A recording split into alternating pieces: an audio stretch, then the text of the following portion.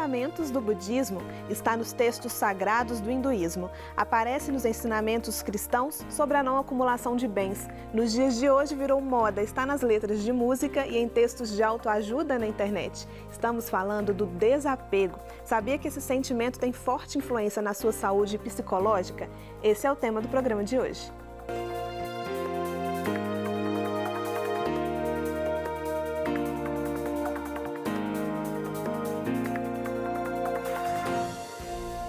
Olá, bom dia, o Opinião Minas está começando. E olha, nós todos somos seres sociais e vivemos em uma sociedade capitalista, ou seja, precisamos de pessoas e de bens de consumo. Mas quando o apego excessivo vira dependência, aí surgem problemas, viu? E para falar sobre isso eu recebo o psiquiatra Renato Ferreira Araújo e também a Patrícia Carvalho, que é da ONG Brahma Kumaris, não é isso, Patrícia? Exato, Brahma Kumaris. Bom dia para vocês. Bom dia. Estamos aí falando sobre desapego. Existe desapego na essência? É possível ser totalmente desapegado? Bom, eu falo que da saúde mental, os extremos não são... a saúde não está nos extremos, né? Está no equilíbrio. Então, nem tanto o apego em excesso quanto o desapego completo, né? É complicado, talvez seja por aí. Na filosofia, na essência aí da... Todo ser humano, ele anseia por um estado de liberdade e eu considero o apego uma espécie de um vício existencial que nesse momento em que a gente está vivendo, talvez nesse momento histórico, nesse contexto social em que nós vivemos, talvez seja uma meta quase impossível, elevada, mas eu acredito que a essência do ser humano é a plenitude e a liberdade. Certo. Renato, o apego excessivo ele pode gerar algum transtorno psicológico? Ou ele pode ser, na verdade, um sintoma de um transtorno, né, psiquiátrico, né, o apego excessivo, né?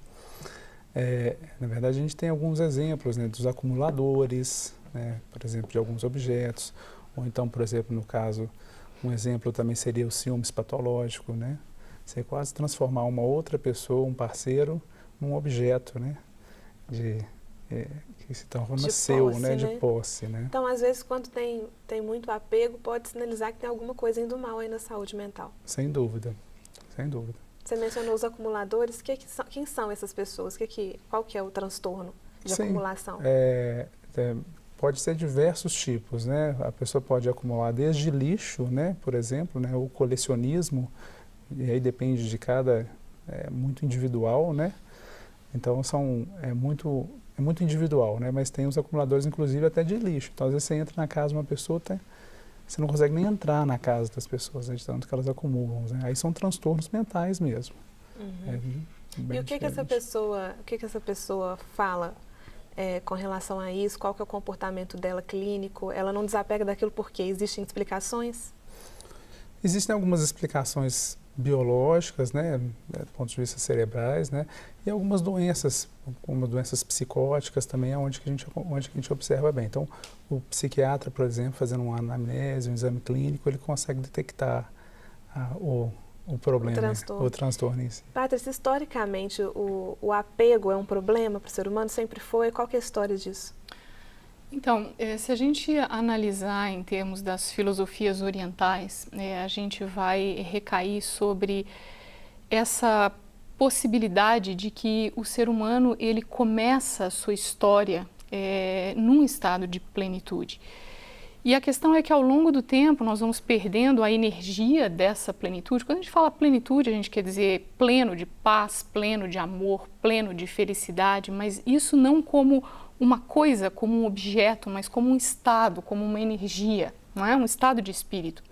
E é como se ao longo da história esse estado de espírito, essa energia fosse aos poucos diminuindo seu patamar, até um momento em que isso gera um incômodo, uma insatisfação. E essa insatisfação é a mola propulsora desse processo de busca. Só que ao invés do ser humano se reconectar com a sua essência, que a princípio eu sinto em mim que é divina, não é só que eu acredito, mas a gente sente isso internamente, nós começamos a buscar fora de nós por esse estado de preenchimento. isso nos afastou mais ainda dessa fonte, dessa essência. E eu acredito que é aí que nós começamos a desenvolver dependências, não é? Quer dizer, para manter um estado que não é o estado original, que não é o estado natural, a gente acabou desenvolvendo uma série de dependências. E nesse momento, eu concordo, não é, que nós chegamos num ponto em que essa dependência se tornou patológica. E eu fico pensando, aonde que a gente vai chegar, não é? Se realmente nós não avaliarmos isso com muita consciência, não é? Porque eu tenho a impressão que a gente está chegando no extremo, não é, de certos estados emocionais e espirituais do ser humano. É interessante que a sociedade ela vai, quer dizer, à medida que ela vai buscando segurança na história da sociedade, né, ela vai perdendo a liberdade, né? E o desapego tem um pouco com isso a ver, né? Quer dizer, como você falou, né, da liberdade, né? O desapego é essa busca da liberdade também, né, espiritual, né? E a gente vai trocando essa liberdade pela segurança cada vez mais, né? Insegurança por objetos, segurança...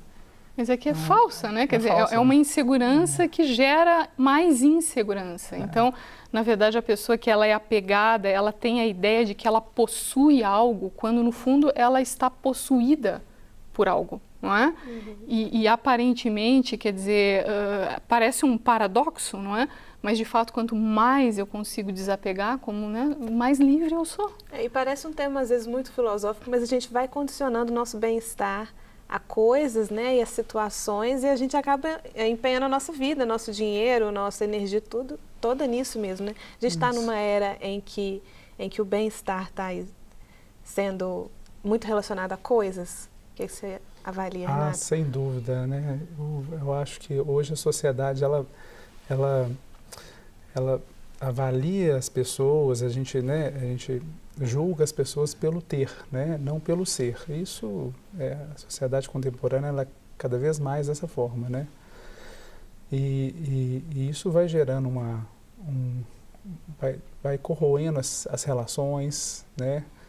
Vai gerando cada vez um quadro maior de ansiedade, né? Quer dizer, em busca de ter alguma, né? Cada vez mais, né? De um status social ou no trabalho, competição. Isso vai adoecendo, né? E qual que é a sua experiência de consultório? As pessoas que chegam até você com algum problema, elas muitas vezes têm bens, conseguiram coisas que a gente acha que são ideais, mesmo assim estão frustradas? Sim, tem. Recentemente, eu estava até com um cliente no consultório e a gente estava falando sobre isso, né? Uma pessoa que, ao meu ver, por exemplo, é uma pessoa muito bem sucedida no que ele conseguiu, né? Mas ele não conseguia ver isso, né? Porque ele sempre estava no olhar do ter e da comparação com outras pessoas, né? A grama do vizinho sempre é mais verde, né? É verdade. E a gente trabalhando, então, um pouco sobre a questão do ser, né? Dele, da vida dele, das relações que ele tem, familiares, que foram muito importantes durante o adoecimento dele. Então, os valores que ele tem, que ele acabava não enxergando muito por essa visão contemporânea. Certo. Patrícia, a gente está falando de apego a coisas, mas existem outras formas de apego também, né? A situações, a pessoas. Com certeza, não é? Apego, acho que o apego a relacionamentos, apego a pessoas que leva, né, como ele comentou anteriormente, essa questão dos ciúmes ou, né, de você... condicionamentos, né? Quer dizer, você só está bem na companhia dessa pessoa ou nessa situação específica. E nós vivemos num mundo em que eu acho que a grande ilusão que a gente tem é que a gente pode controlar alguma coisa, não é? Que você pode controlar situações, que você pode controlar pessoas. E no fundo, a única coisa que nós podemos, de fato, controlar somos nós mesmos, são os nossos próprios sentimentos, as nossas próprias emoções. Então, o que eu diria é que a felicidade, que é baseada em coisas externas, ela sempre carrega embutida esse estado de preocupação crônica, não é? E também insatisfação crônica, porque não há nada externo que possa substituir aquilo que você é. Né? A gente tenta, aparentemente é mais fácil, né, do que fazer esse trabalho de introspecção, porque a gente está vivendo numa sociedade ou numa cultura que é extremamente extrovertida e imediatista, não é? Nós queremos resultados rápidos, imediatos, não é? Eu acho que é aí que entra, inclusive, toda essa indústria, né, enfim, farmacêutica e etc., né, tentando, talvez, trazer um resultado imediato para as pessoas, quando, no fundo, um trabalho de base, digamos, seria um trabalho de reconexão, um trabalho de introspecção, de meditação, né, de interiorização. Mas como fazer esse trabalho? Porque a gente tem muitas pessoas em relacionamentos tóxicos, né, seja com companheiros ou com familiares, amigos, sabe que aquela outra pessoa está fazendo mal, não está acrescentando nada na vida, mas não consegue sair da relação. Existe uma forma, uma técnica de se começar a desapegar dessa pessoa? Eu acho que o primeiro passo é a tomada de consciência, que já é um grande passo, né? E eu acredito que em muitos casos, quer dizer, quando realmente a situação é patológica, a orientação profissional, ela é essencial, né? Talvez se a gente consegue detectar o problema nas suas fases incipientes ou iniciais, né? Daí um programa de autoajuda, ou enfim, né? Possa ser efetivo. Mas infelizmente a maioria das pessoas não tem muito autopercepção, não se conhece profundamente. E aí só se dá conta do problema quando a situação ela já alcançou um nível em que, de fato, a ajuda médica é indispensável, não é?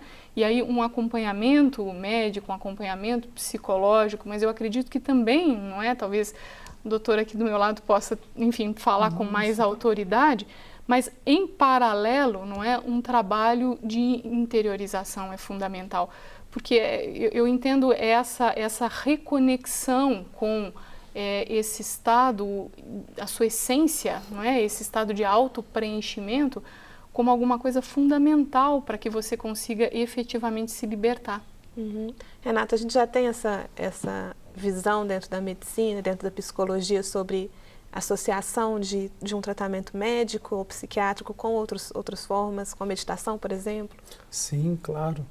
Na verdade, hoje se sabe que são os tratamentos mais eficazes, é quando você consegue associar, né, então, por exemplo, tratamento médico, medicamentoso, com tratamento psicológico, com terapias alternativas. Sem dúvida nenhuma, você vai conseguir muito mais sucesso na terapia, na sua terapêutica, porque o ser humano ele é muito mais complexo. Você tinha citado o caso de pessoas que se apegam em relacionamentos, a gente tinha até ONGs de mulheres que dependiam de relacionamentos tóxicos, né? Isso chega a ser uma doença, um transtorno psicológico? Na psiquiatria, nos transtornos mentais, a questão vai muito na qualidade, no sentido de que, no grau, né? Você pode ter isso em diversos níveis. Então, dependendo do nível, né, de comprometimento que esse tipo de relação vai tendo para a pessoa e para o parceiro, né, de perdas sociais no trabalho, né, pode se tornar um transtorno, né, igual a gente falou do ciúmes patológico. Então, o grau de comprometimento para a vida da pessoa é que vai definir para a gente. Uhum. Patrícia, o ciúme é um sentimento ruim? Ele tem um equilíbrio? Não, eu acredito que é um sentimento ruim causado por essa dependência de algo que você não pode controlar, mas eu acho que na essência entra essa questão da falta de confiança também, não é? E a falta de confiança, a gente também tem que levar em consideração que é um fenômeno um pouco histórico e as pessoas passam por experiências e geram traumas que acabam criando também o seu estado atual, não é? A gente não vive, infelizmente, numa sociedade confiável hoje em dia e eu acho que isso acabou corrompendo um pouco essa nossa capacidade de confiarmos uns nos outros, não é? Então a gente vai falar mais de confiança no próximo bloco, a gente vai fazer um intervalo, mas daqui a pouquinho a gente está de volta.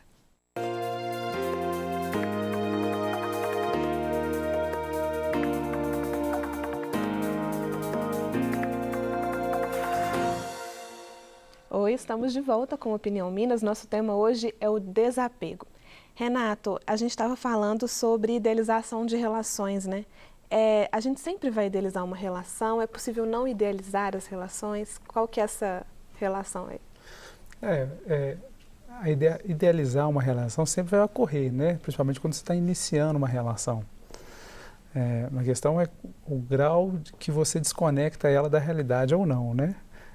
Dessa idealização, né? Então, se você conseguir ter uma idealização mais pé no chão, vamos dizer assim, né? Mais voltada para a realidade, vai ser mais saudável. Então, tem pessoas que não, tem pessoas que idealizam demais, né?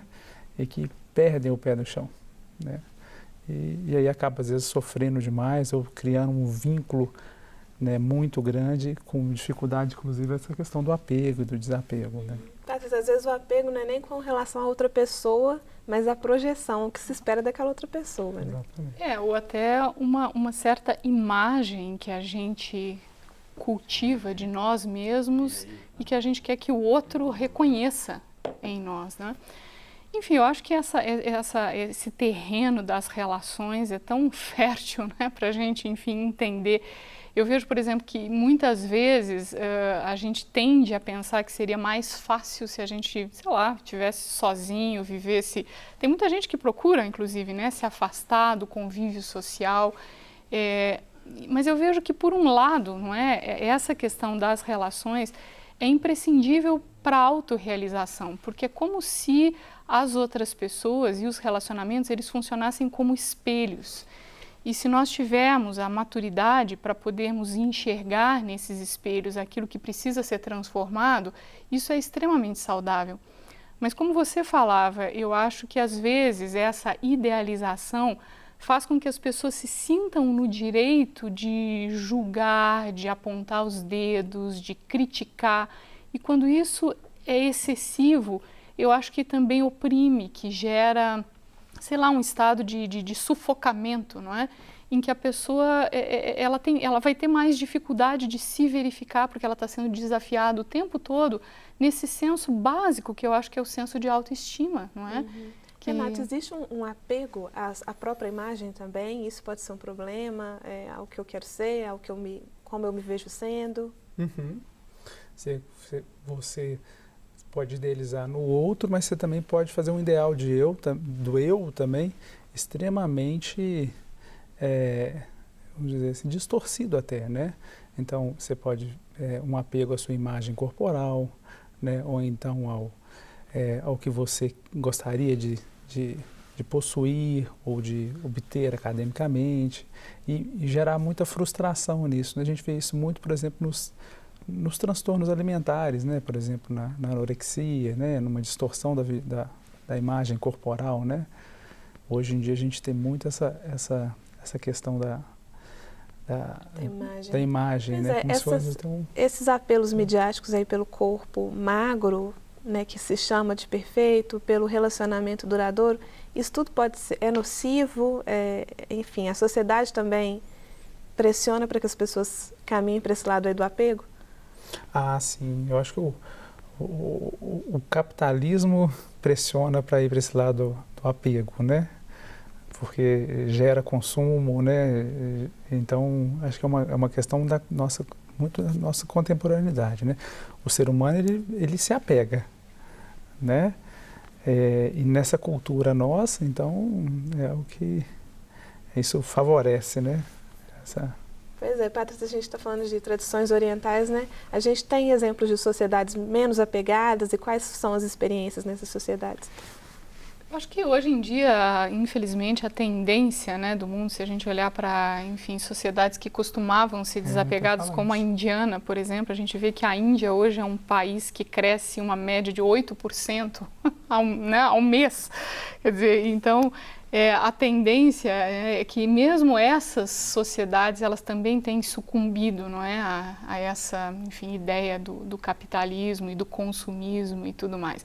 Mas eu vejo que existe um movimento que acontece em paralelo, não é? É como se literalmente a gente vivesse dois movimentos, não é? Um que é esse movimento todo em direção ao consumo e à extroversão, mas também um outro movimento que aí perspassa, não é, culturas, ou enfim, não está diretamente relacionado a uma cultura, um país ou a um lugar, mas é as pessoas também cada vez mais em busca dessa autoaceitação e dessa conexão com a sua essência. A gente vê que hoje, por exemplo, meditação é uma ideia extremamente difundida, inclusive no mundo corporativo, e cada vez mais as pessoas estão buscando por isso como, enfim, uma alternativa para essa vida consumista, né? A própria tendência do veganismo também, não é? Aponta nessa direção. Então, enfim, eu vejo que a gente tem duas correntes em paralelo e a gente precisa, né, despertar para isso e conscientemente chegar no equilíbrio. Pois é, não se apegar também à imagem de desapegado, né, Renata?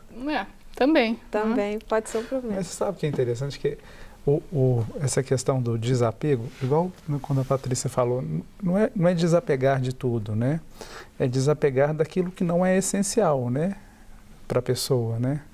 Porque às vezes a gente fica apegado a várias coisas que não são essenciais, perde uma energia grande com aquilo, um sofrimento grande, né? Então a ideia de desapegar é desapegar daquilo que não é essencial, mas se apegar a outras coisas mais importantes, a sentimentos positivos, né? A sua essência, buscar uma... Né? E é difícil discernir o que é fundamental do que não é fundamental, como descobrir isso? Só antes eu queria só colocar que talvez não seja nem uma questão de apegar-se, não é? Talvez porque seja uma questão de fazer uso das coisas e viver os relacionamentos em plenitude, quer dizer, não é abster-se, entende? Não é por exemplo, na Índia, não é aquela ideia absoluta do desapego, são esses sannyasis que desapegam da família, desapegam da sociedade, desapegam do trabalho e vão viver nas florestas em busca da elevação espiritual. Então não é esse extremo, é viver no meio de tudo, é fazer uso de tudo, mas sem a relação de dependência. Eu acho que talvez esse seja o ponto principal, né? Quer dizer, eu não dependo daquilo para ser eu mesmo, não é? Quer dizer... Inclusive a gente também tem um conceito hoje muito usado que é a modernidade líquida, né? Relacionamentos líquidos, aquela coisa que é muito passageira, que não tem compromisso. E isso também gera ansiedades, né? Sabe que eu lembro de uma experiência super forte, tem um colega nosso que é um médico oncologista e ele trabalha com medicina paliativa.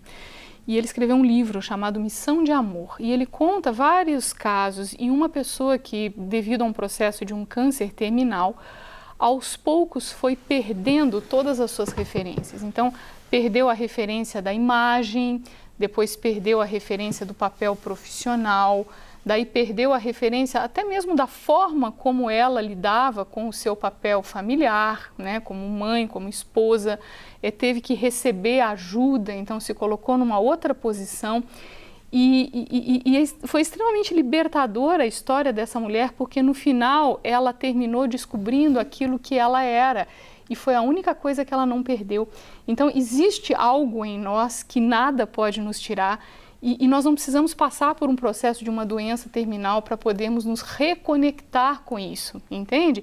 E eu acho que aí é que reside a essência do desapego. Todo o resto é temporário, é passageiro, pode ser útil, mas não é essencial. Até você falando sobre a questão também só para complementar, né, o que você falou sobre os relacionamentos novos, né, líquidos, né? De uma certa forma, você transformar um relacionamento como também um objeto de consumo aí também, né? Eu consumi ali, não vou usar mais, vou consumir outro ali, não vou usar mais. É a lógica meio do capitalismo, meio do apego nesse sentido, né? Do consumo, né? Inclusive etiquetando esse relacionamento vale mais para mim do que esse, né? Que eu vejo diferente, né? Na verdade, é você conseguir ter um relacionamento que seja saudável, né? Que seja uma troca saudável, mas que não seja uma dependência daquela pessoa, né? Por exemplo, um relacionamento entre pais e filhos, vamos dar um exemplo, né? A gente sabe que os filhos vão crescer e vão seguir a vida deles, né? E a gente conseguir ter esse desapego de existe amar a síndrome para eles irem embora, né? Pois é, eu já ouvi falar da síndrome do ninho vazio, que é quando os filhos vão embora e muitos pais também... Por essa perda, né? E não conseguir vivenciar, né, essa questão, vamos dizer, até que a gente está usando esse termo, né, de desapego, né? E acaba, às vezes, deprimindo, né? Pais, mães, porque passaram a vida inteira em função daqueles filhos, às vezes, né? E eles vão seguir a carreira, a vida normal deles, né? Então, eles vão se desapegar, né? Isso pode gerar até doenças, assim, existe essa coisa de se apegar, enfim, acabar ficando adoecido para que a outra pessoa volte seu olhar para você? Pode acontecer? Talvez não com esse intuito de voltar esse olhar, mas da pessoa poder, por exemplo, deprimir, sim, né? Sem dúvida. Eu acho que tem vários jogos de manipulação, não é, que o ser humano ele usa inconscientemente para tentar, não é, enfim, sustentar determinadas situações, né? Daí pode ser um tema por si só, não é? Mas, por exemplo, essa questão, tomar cuidado até com isso, né? Porque tem gente que se apega até à própria condição de adoecido. Isso acontece, Patrícia? Se fazer de vítima, não é? Ou, enfim, com certeza. Não é? Mas, enfim, eu acho que entra nessa linha da questão da autopercepção. Eu acho que, em última instância, a gente deveria ter essa capacidade de perceber o que nós ganhamos e o que nós perdemos com cada aspecto, não é? De maneira que a gente não sustente, ou seja, tome essa atitude de não sustentar determinadas posturas que nos trazem sofrimento, não é? Que nos fazem sentir, enfim, que diminuem a nossa capacidade de expressão, né? O ser humano, a princípio, ele tem essa capacidade de expandir-se, não é? E tem tantas coisas que a gente faz que contraem a nossa energia, que contraem os nossos sentimentos. Então, esse termômetro, né? Isso que eu estou fazendo é algo que está expandindo a minha presença ou a minha energia, ou algo que está contraindo? É um exercício, né? A gente vai fazer mais um intervalo, mas daqui a pouquinho a gente está de volta. Fique por aí.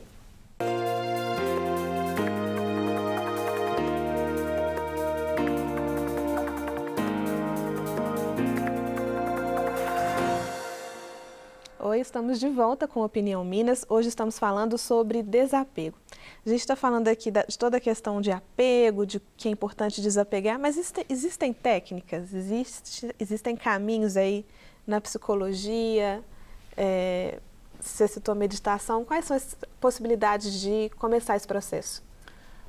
Eu acho que o primeiro passo, como eu já mencionei, é a questão da tomada de consciência. E uma vez que a gente tome consciência do que a gente ganha e do que a gente perde, a gente estava compartilhando aqui que por que uma pessoa se apega ou se vicia em alguma coisa é porque há uma sensação, uma percepção de um ganho, só que esse ganho é um ganho temporário e o custo, né, se a gente colocar na balança o custo-benefício, o custo acaba sendo alto, ou seja, há uma perda muito maior do que aquela ilusão de ganho que a pessoa tem. Então, eu acho que a tomada de consciência desse processo é a primeira coisa. É como se você fosse recuperando aos poucos as rédeas do seu processo nas suas mãos. Depois, eu acredito que é um processo de uma escolha segundo após segundo, ou seja, a vida dinâmica, ela se desenrola a cada instante.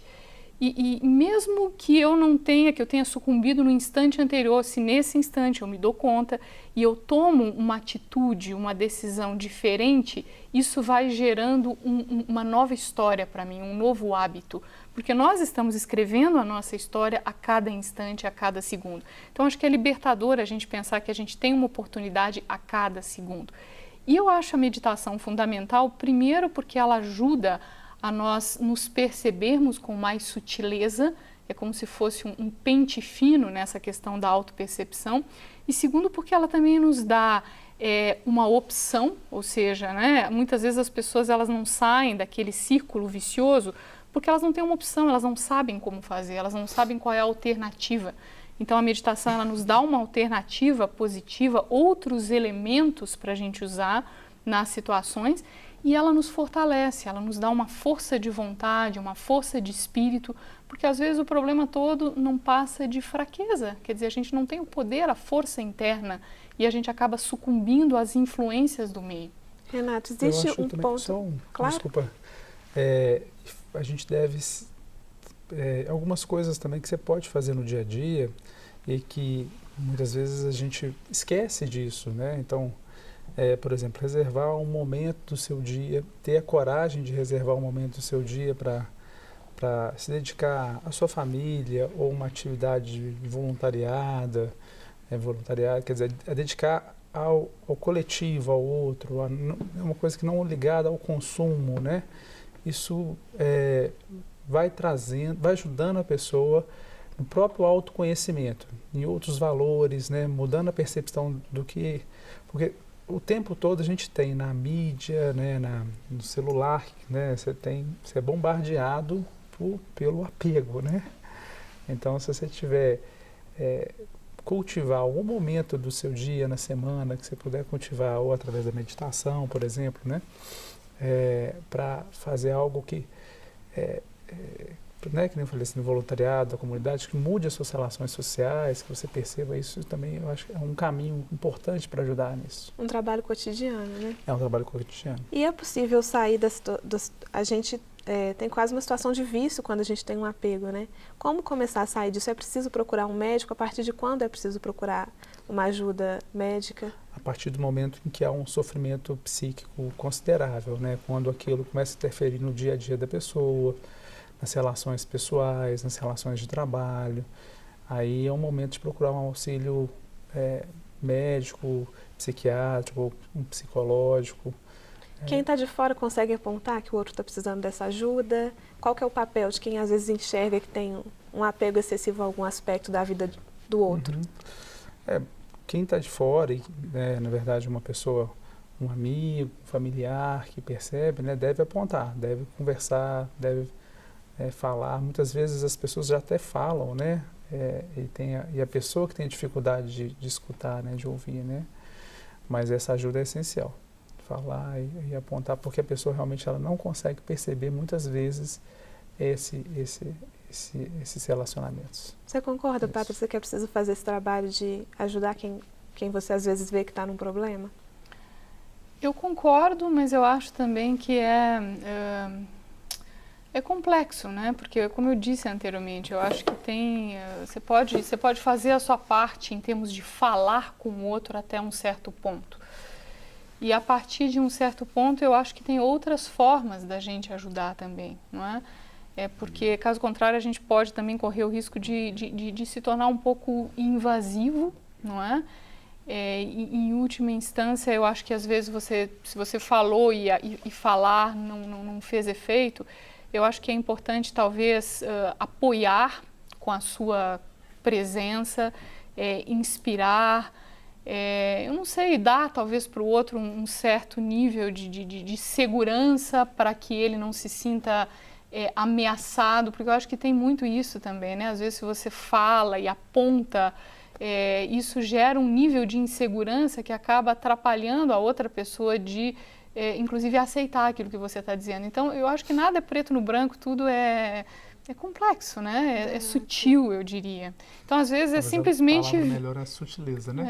Acho que às vezes é simplesmente a presença, a gente chama na Brahma Kumaris de ter esses bons sentimentos, de acreditar no outro, sabe? De manter esperança, de respeitar, e às vezes até isso gera, sei lá, uma atmosfera que favoreça a pessoa chegar num ponto de buscar auxílio.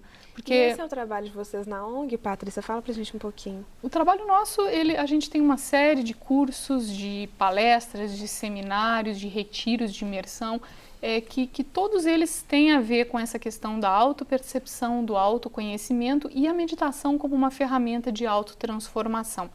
E o trabalho da Brahma Kumaris é um trabalho voluntário, né? Então, nós atuamos voluntariamente, as atividades elas são mantidas através de contribuições voluntárias, não tem um custo fixo para as pessoas participarem, né? Então, é extremamente democrático e acessível para, enfim, qualquer pessoa. Uhum.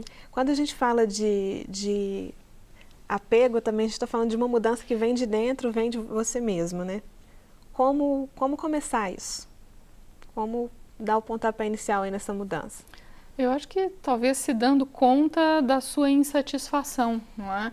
e talvez de que essa insatisfação, em última instância, ela seja um indicativo de que você, não só você pode mais no sentido de ter mais, né? Mas de que você é muito mais, né? Eu acho que eu vejo que a nossa insatisfação é é como se fosse uma demonstração de que a nossa essência, ela tem muito mais para nos oferecer do que aquilo que a gente está conseguindo acessar. Então eu vejo que essa própria percepção da insatisfação deveria ser vista como um convite para explorar o nosso eu com mais profundidade.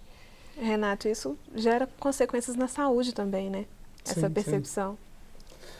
Consequências positivas, né? Você ter essa percepção, essa autopercepção, sem dúvida nenhuma, que você leva isso para todas as esferas da sua vida, né? Você consegue diminuir o nível de estresse, de ansiedade, você consegue incluir uma vida mais saudável, né? Para você.